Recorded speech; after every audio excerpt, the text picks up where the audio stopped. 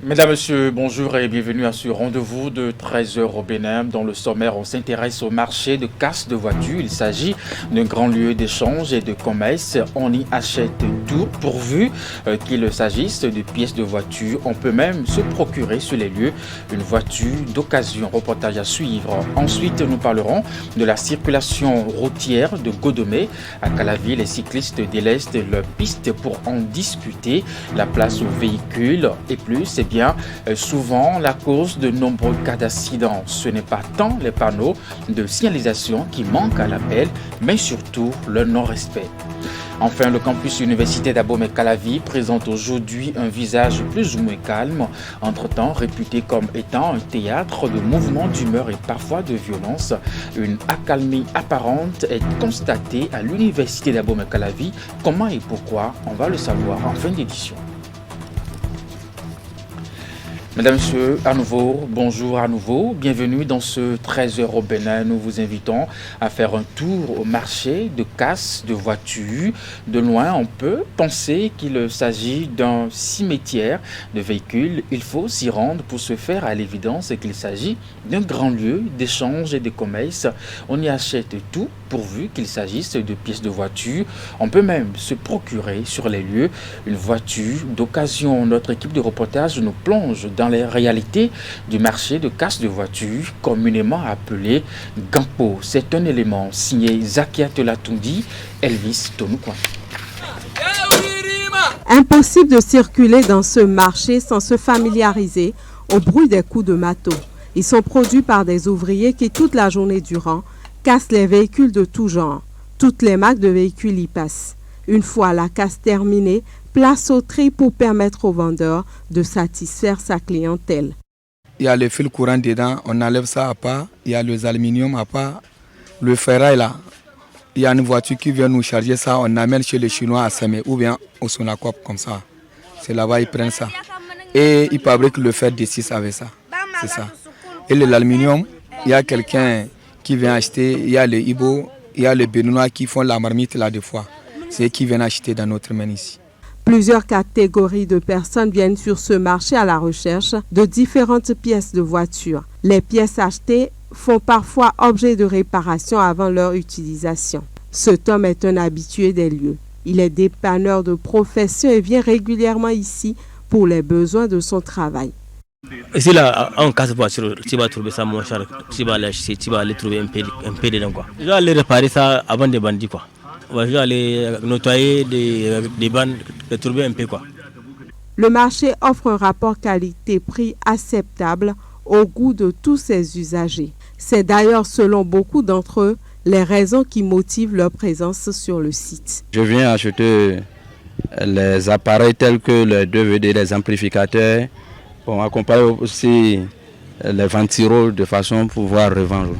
Le mécanicien vient acheter nos pièces chez nous ici. Des fois, même les Ibo qui vendent à la boutique, là, des fois, ils viennent ici acheter les pièces et mettre dans les boutiques. Parce que des fois, il y a les pièces qui sont bonnes dans notre côté ici. Comme nous, c'est Gampo là, nos pièces là n'est pas chères comme pour chez que les Ibo vendent. Les commerçants du site ont différents types de fournisseurs qui mettent les voitures à leur disposition.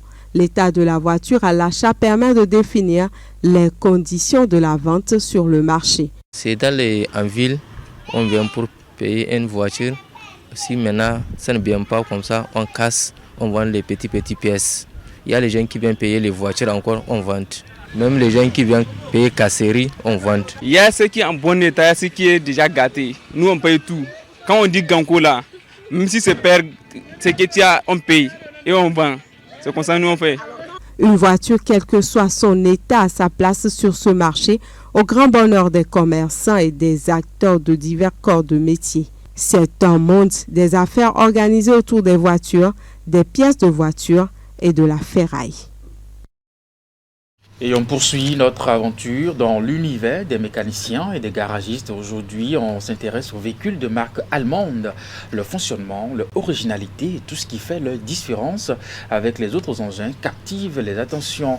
Un passionné de ces véhicules et spécialiste de leur réparation est notre guide dans cet exercice. Reportage à suivre sur les réalités qui entourent la mécanique auto de marque allemande. Ces véhicules de marque allemande ont bercé son enfance. Adolescents et adultes, son goût pour ce type d'engin ne faiblira point. C'est donc à dessein que le choix de filière de formation sera bien motivé par cet amour. Moi, depuis que j'ai pris ma diplôme, j'étais entre Mercedes et BM. Et je les aime. C'est pourquoi toujours c'est les voitures préférées chez moi. Comme Tony, bien de personnes sont utilisatrices des véhicules de marque allemande. Quand tout va bien, on garde le sourire. Le cas échéant, il faut solliciter les services des mécaniciens. Dans cette quête de solutions, le réflexe annonce les spécialistes. Mais la plupart de mon travail, tu vois, c'est des trucs à mon port, Range Rover, BM, Mercedes. C'est ça la plupart. Dans ce garage à moteur exclusivement allemand, Range Rover, Land Rover, Mercedes, BMW et Volonté, j'en passe, les pannes sont identifiées via le scanner. Supposons des pannes mécaniques, là, tu es obligé de conduire, soulever la voiture toi-même pour que tu puisses détecter. Mais quand c'est des problèmes électroniques, tu es obligé de mettre le scanner. Il y a des nouveaux véhicules comme Mercedes, nouveau modèle là. Si tu n'as pas de scanner là, tu ne peux pas changer les plaquettes.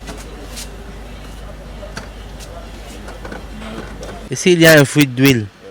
Oui, on est en train de changer le joint cache-culbuteur là. Mais il y a 2 boulons qui sont foirés. On est en train d'arranger les pas. Parce que les culasses pour les nouveaux véhicules là, c'est maintenant en alu. Et quand c'est chaud là, et tu enlèves, des fois ça tire les pas et les trucs se gâtent. Donc on est obligé de faire des kilos dedans. Le plus fréquent de ces soucis sujets à réparation, c'est le chauffage. Et le patron des lieux explique. La plupart des véhicules qui viennent ici, ce n'est pas tropicalisé. Ça vient des États-Unis, ça vient de l'Europe. Ce n'est pas des voitures tropicalisées. Ce ne sont pas adaptées pour Cotonou. C'est pourquoi il y a trop de problèmes de chauffage, des moteurs. Parce qu'ici, ça ne supporte pas trop de chaleur.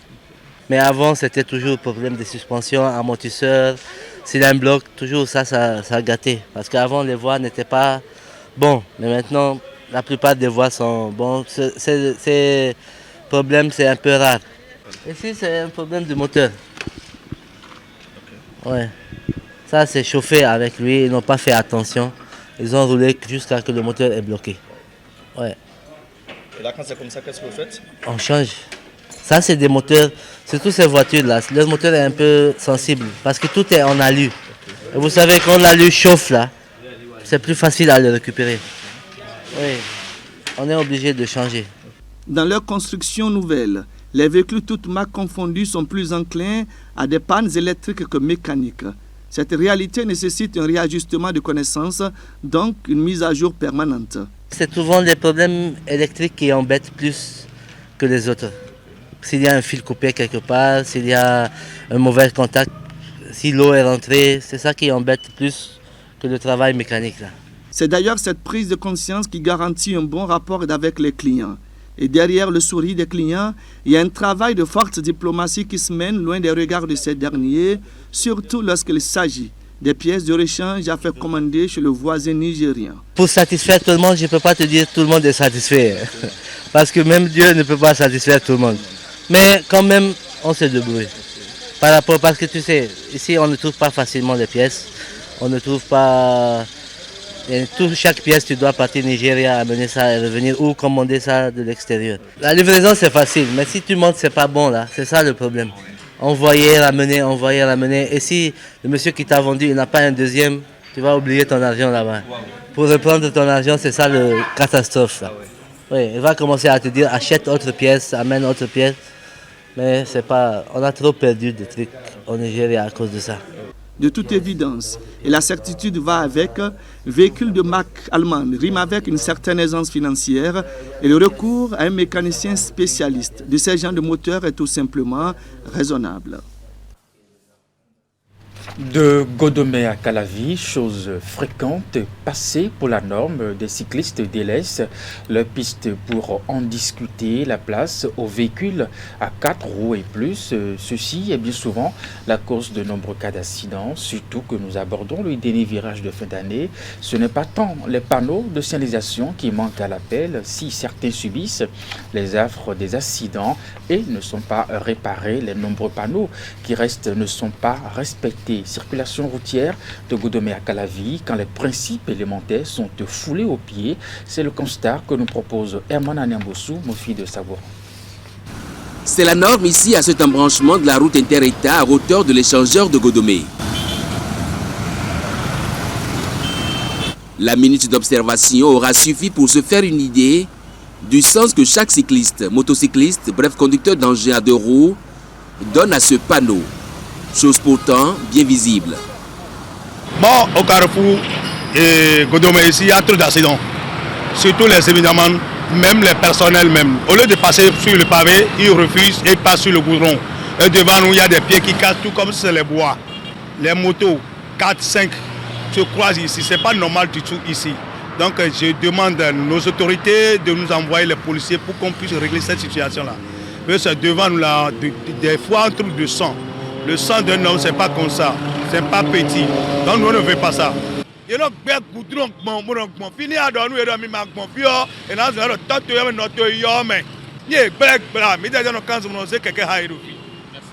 Un riverain simplement révolté par les nombreux cas d'accidents enregistrés à cette hauteur, du fait de l'incivisme avéré des motocyclistes qui délaissent tout bonnement la piste à eux réservée pour en discuter la place aux véhicules de 4 roues et plus sur une voie inter-État. Ici, la Libye a tout trouvé. Nombre d'usagers interrogés ne sont pas ignorants des nombreux risques qu'ils encourent, mais ils pointent du doigt l'état désastreux de la piste réservée aux cyclistes. Il n'y a pas la voie. Ici, là, mais ça c'est pas bon. Pour nous, les évidemment, c'est pas bon pour nous. Ça fait des mouvements. À la fin de journée, là, tu sentiras mal. C'est pourquoi on est obligé de prendre par ici. Est-ce que vous savez qu'il y a des risques en prenant par ici? Oui, on sait. Alidahoué, bon, à des gros les clés accidents. Donc, nous à respecter. C'est des accords à respecter. Bon, nous avons fait bon,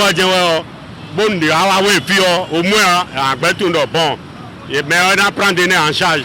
À moi, oui, bon, Alidahoué dit bon, de Wawawe, donc, le soir de Kodea. Donc, on est sur Biden. Ailleurs, et chose récurrente sur cette voie, c'est la signalétique qui a disparu et tout est donc permis. En gros, de Godomé à Calavi, bien des panneaux sont encore implantés. Pistes cyclables, interdiction d'arrêt et de stationnement, passage piéton, feu tricolore en vue, trafic local. Mais quand l'usager le décide, il viole allègrement ces différents panneaux au risque de sa vie et bien souvent avec des ennuis aux autres usagers de la route, respectueux du code. Et puis dans la nuit du 1er au 2 décembre 2021, les forces de l'ordre de sécurité et de défense positionnées à Tantiani, un campement de Porga, ont été pris possible par les groupes djihadistes. Un affrontement entre les deux camps a occasionné de part et d'autre des blessés et des pertes en vie humaine. Et quelques jours après cette attaque meurtrière, un calme apparent semble régner. Les populations encore sous le choc s'interrogent sur l'avenir. Sur place, quelle est la situation? À quoi ressemble la vie? Sabia Idrissou et Alassane Arounan étaient sur le terrain. C'est ici à Tandiani, un campement situé à environ 7 km de Porga Centre, dans la commune de Materi, au nord Bénin, que les premiers tirs nourris des groupes djihadistes sur les positions de l'armée béninoise ont été entendus dans la nuit du 1er au 2 décembre 2021. 72 heures après cette attaque meurtrière qui a fait plusieurs morts et des blessés dans les deux camps, sur le terrain, c'est la quiétude totale avec une forte présence militaire, mais les populations sont encore sous le choc. Les tirs ont commencé à partir de minuit. On était déjà dans les chambres, on dormait déjà. Et ce sont des tirs là qui nous ont réveillés. Donc c'était entre... au milieu de Kualo et Tantiani, dans le village que je suis. Donc, on a paniqué, sinon on n'a pas pu sortir. On est toujours resté dans les chambres. Et ce n'est que le lendemain, et on a appris que c'est les djihadistes qui sont venus attaquer nos frères militaires qui étaient juste au bord du fleuve, non loin de Kualo. Jusqu'aujourd'hui, on ne doit pas ni manger parce qu'on a peur Toujours, on ne sait pas si c'est fini, la guerre est finie ou bien ça vient de commencer. Théâtre des affrontements entre les groupes djihadistes et les forces de sécurité et de défense béninoises, Tandjouani et ses 500 âmes ont traversé pour la première fois une nuit blanche. Très préoccupée par la situation, l'autorité communale est descendue sur les lieux pour assurer les populations riveraines qui ont été affectées par cet événement malheureux. Nous sommes venus au nom de l'État pour en même temps échanger avec la population, pour dire que les forces de défense sont disposées à les défendre.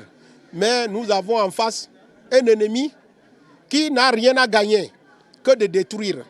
Hormis les dispositions sécuritaires prises par l'État béninois pour garantir la sécurité et éviter d'éventuels représailles des groupes djihadistes sur les populations, le maire Robert Wembo Kassa a demandé à ses administrés de se déplacer vers Porga Centre. Donc nous demandons à cette population qui est coupée du village de Porga où la sécurité est déjà rassurée, nous leur demandons de replier sur cette zone. C'est une population de près de 500 habitants.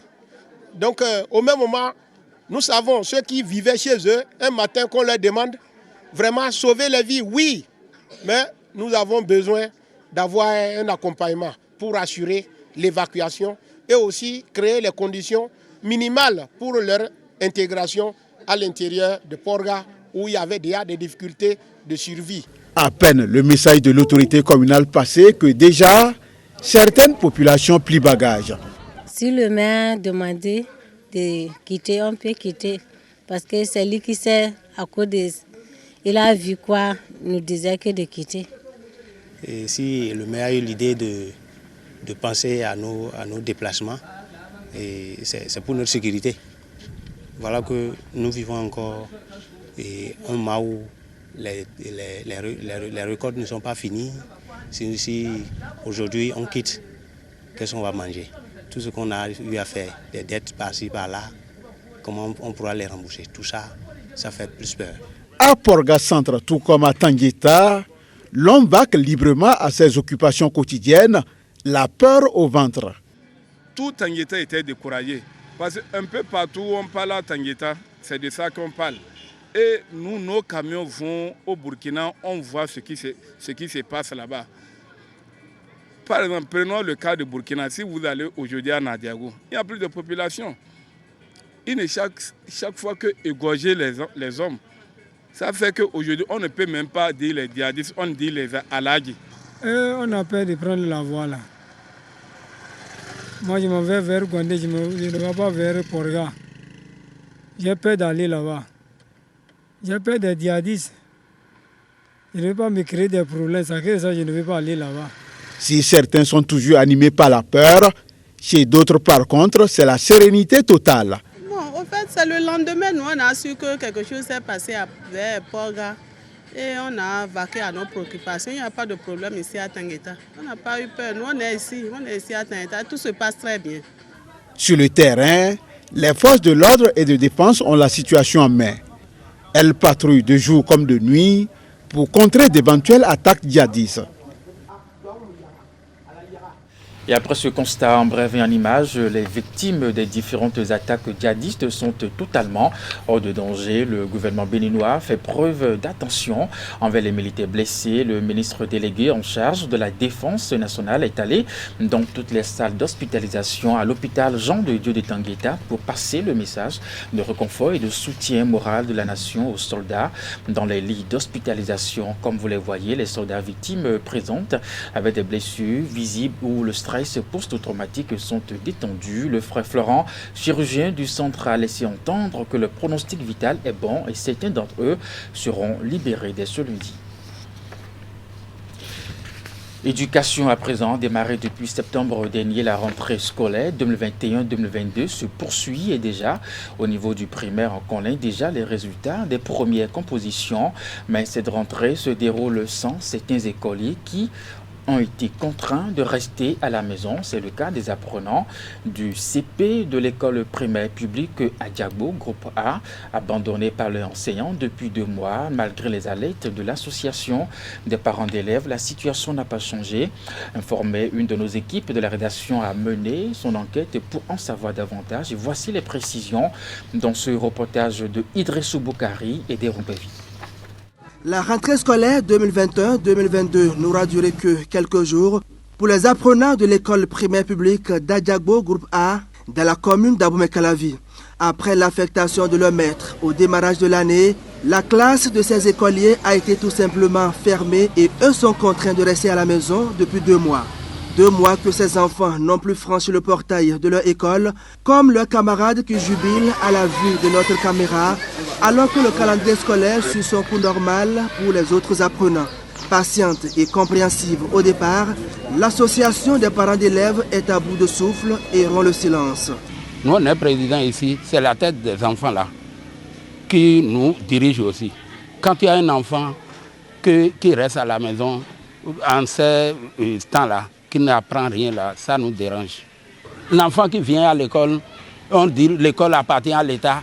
Et l'État dit que tout le monde doit aller à l'école. Et on vient, ne trouve pas mettre. La directrice de l'école que nous avons rencontrée sur place nous a dissimulé son identité en nous faisant croire qu'elle n'est pas la première responsable de l'école. Une façon pour elle de cacher le mal qui commence à durer et surtout inquiéter les parents de plus de 50 enfants que l'école a condamnés à rester à la maison. Non loin de l'école, nous sommes chez le chef quartier d'Adiagbo qui suit bien le dossier. Malgré les démarches et plaidoyers, le cours préparatoire de l'EPP Adiagbo Groupe A reste toujours fermé pour une durée indéterminée. Nous nous sommes adressés aux responsables de l'école pour qu'ils remontent la situation au niveau de la direction départementale de l'enseignement primaire. Notre doléance est claire, qu'on nous aide à avoir un enseignant.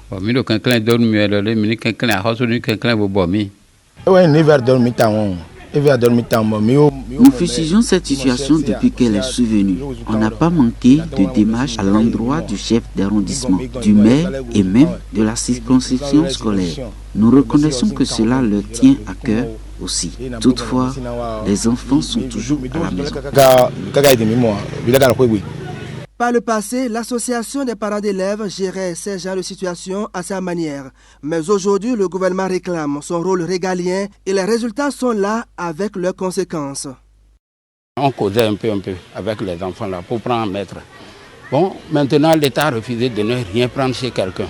Donc nous, on ne peut rien. Quand tu dis, bon, on va faire ça là pour que ça puisse marcher, non, les gens disent que l'État a déjà refusé. Donc si au moins tu trouves 3 personnes qui donnent 5 000 francs aujourd'hui, et l'autre mois, il ne va pas payer. Ils ont dit qu'il n'a pas l'argent. Et c'est comme ça qu'on a fait l'année. Et ça fait 2 ans maintenant. Bon, on n'a pas pu régler le maître là et il est parti. Oui, go. À Diagbo, il y a un centre d'AI. Il y a des centres à Diagbo aussi. Vous avez des écoles privées. L'école était un centre de composition du certificat d'études primaires, mais pour défaut de salle de classe, elle a été délaissée au profit d'un établissement privé. Nous prions les autorités de nous aider à rétablir l'école publique comme centre. Brando, mon classe à Tango, 3e classe à Mimodion, elle a compté nous, elle a donc, centre des armées à Migon, et le Galais, il a eu quelqu'un pour Bomi, pour quoi nous. Non, d'amant, éducation d'Agüe. Cette situation me préoccupe au point où elle me donne de l'insomnie, puisque nous parlons d'un groupe pédagogique sensible, la classe de CP. Les écoliers fraîchement venus au CI ne sont pas encore assez préparés pour la vivre. C'est une école qui ne mérite plus ça.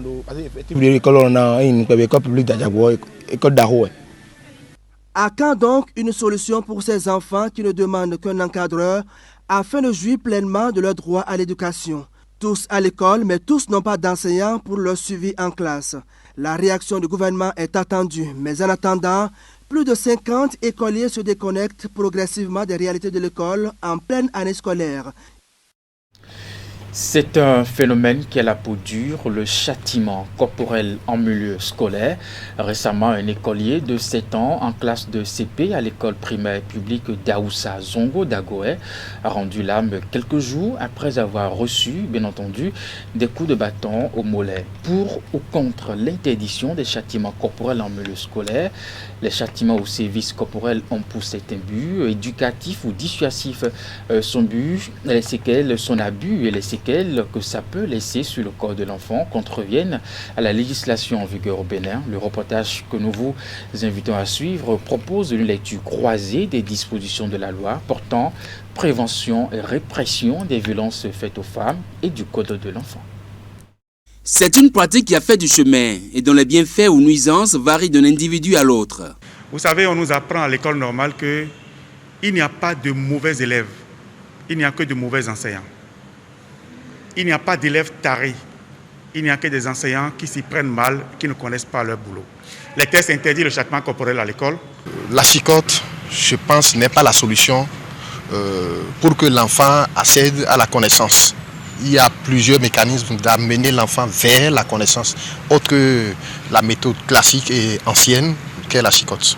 Je suis pour, tout simplement parce que pour éduquer un enfant ou éduquer un être humain, il faut lui faire peur de temps en temps. C'est pas chicoter avec truc là. Quand on dit chicotte, il y a chicotte. Ah non, je suis contre la chicotte. Contre la chicotte à l'école. Aussi bien à l'école qu'à la maison. Il faut vraiment rarement recourir à cela. Vraiment rarement. Je trouve que si on donne l'autorisation aux gens de chicoter, mais les anciens vont abuser, user et abuser de cette méthode qui n'est pas une bonne chose. Le châtiment corporel, c'est une forme de punition dont l'objectif est d'infliger une douleur physique afin d'amener une personne reconnue coupable d'une faute ou d'un délit à un repentir et à éviter la récidive.